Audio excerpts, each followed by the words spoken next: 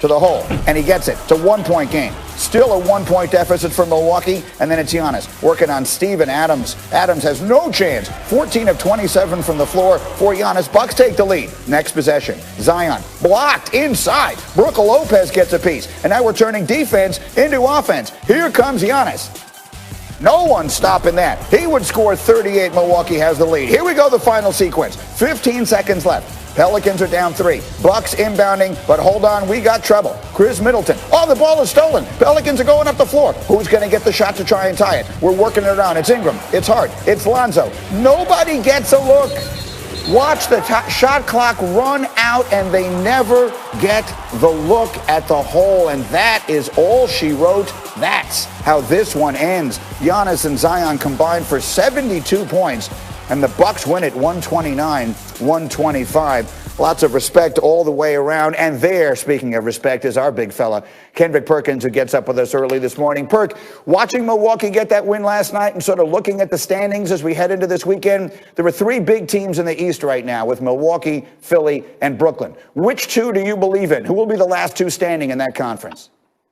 Well, we all know the Brooklyn Nets going to be there at the end of the day in the Eastern Conference with their big 3 and Kevin Durant, James Harden, and Kyrie Irving. But guess who's going to be waiting on them at the front door? It's not going to be Giannis and the Bucks. It's going to be the city of brotherly love, the Philadelphia 76ers. Look, this team has everything that they need to make it to the finals. They have Joel Embiid, who I believe is a 270-pound Akeem Olajuwon. They have spacing and shooting and Seth Curry and Danny Green. They are stingy on the defensive end, led by Ben Simmons, who I believe is the front runner for Defensive Player of the Year. He had Luka in the straitjacket last night, and they have depth on their bench, experience in the Dwight Howard. And Shake Milton is the guy that is capable of erupting for big nights. And by the way, they are well coached by my former champion coach, Doc Rivers. So they will be there waiting at the front door for the Brooklyn Nets. It will be Brooklyn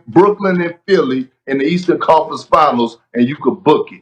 Okay, excellent. There's one other thing I want to get your perspective on, because something crazy happened at the end of an NBA game last night. We'll call this I'm Sorry What. This is Denver, Washington. Okay, I want you to look at the situation in the game. Denver has the ball down 2 with 5 seconds left. That's Jamal Murray. This is a 4-on-1 break to tie it. Murray pulls up, and look where everyone is standing.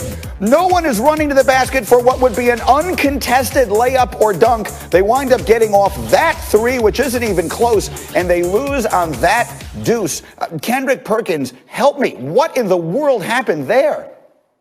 Well, Green, I'm sorry, but I can't help you. I'm just as confused as you. But welcome to this new generation. And I blame the analytics. If you look at it right now. You have your $30 million player in Jamal Murray that's leading the break. Look at the spacing right here. Everyone is allergic to the paint for some reason because that's what they be taught in practice. And here it is. You're down 2 points and you pass it to an undrafted rookie to go for the dagger for a 3? Give me a break. Look, the Denver Nuggets had nightmares last night about 2 things. That play and Bradley Beal. Yeah, that was just pathetic.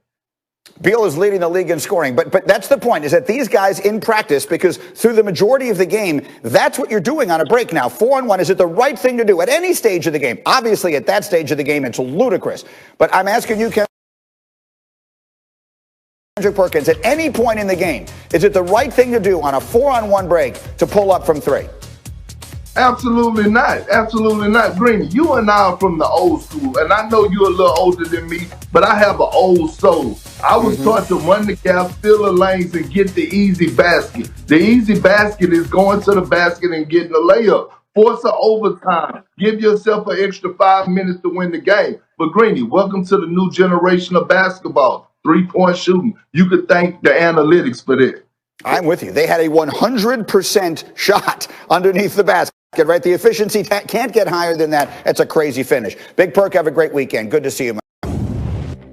We are back on Get Up, and the game of the night in the NBA last night was something of a shocker. It's the Jazz at home against the Lakers, and LeBron trying to get right. But in the second quarter, the Jazz had other ideas. That's Mike Conley knocking down a three. He was 4 of 6 from three, and the Jazz open up a 13-point lead. LeBron would get himself involved, if only briefly. Watch Rudy Gobert. Not dumb enough to get in front of that, but LeBron had just 19, and Utah in the second and third quarters just pulled away. Jordan Clarkson, a big part of that. 18 points off the bench for him. Jazz up 16 at the break, and they would not look back. Third quarter, the lead is 20. Spider Mitchell is playing free safety. Look at him with the interception, and then he chucks it up, and Gobert throws it down. Watch this one again. The Jazz a 22-point lead. Gobert had 18 points on the night. And then Mitchell, who had something of a quiet night offensively, just 4 of 16, but nothing quiet about this. Bam! He throws it down hard. Jazz would make 22 threes on the night, and they win going away, 114-89. The Jazz with a statement win. LeBron James after the game. It's a tough stretch for us, but, if, this won't define who we will be for the rest of the season and for the long haul, that's for sure. Of course, we're going to make the playoffs. I would say, our whole preparation is preparing for the playoffs. We see the Jazz. We know they beat our ass tonight, but, in the playoffs, it's a different story. Yeah, we'll see. I mean, the Lakers are now 5-5 without Anthony Davis. They've lost 4 straight, and Dennis Schroeder has missed all those games as well. But let's talk about the level of concern, and let's bring in the big fella to do it. Kendrick Perkins gets up with us early this morning. Big Perk, how worried should a fan of the Lakers be this morning? Well, G, first, let me say this. You know how when you leave work and you go home and it's sunny outside and you get on your back patio and you take your nap back there on your lawn chair and your toes be doing this because you so cozy? That's how everybody need to relax, okay? All the Lakers fans need to relax. One thing we should know is that as long as you have LeBron James, he will not let you down. Now, I will say this. They have been without their third best player in Dennis Schroeder, who's a guy that the only guy besides LeBron James that could create for himself and others, okay? But the Anthony Davis being injured is a blessing in disguise because now the Lakers are able to reevaluate what the others bring to the table and see what they need to add. We all know that the free agent market for us guys getting bought out, the trade deadline is coming up, and I'm looking at this Laker team, and they need to upgrade and fine-tune some things at the shooting position. Maybe go out there and get a guy like Stay Ready, and then maybe go get a shot blocker like Andre Drummond, a dynamic roller, or maybe a Hassan Whiteside. But again, look, when you're the champs, Greeny, I was the NBA champion. When you're the champ, you're going to get everyone best shot every single night, and they are missing 2 of their best players along the side that they played the best team in the league, the Utah Jazz.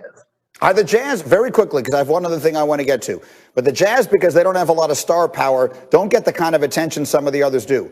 Is Utah the best team in the NBA right now?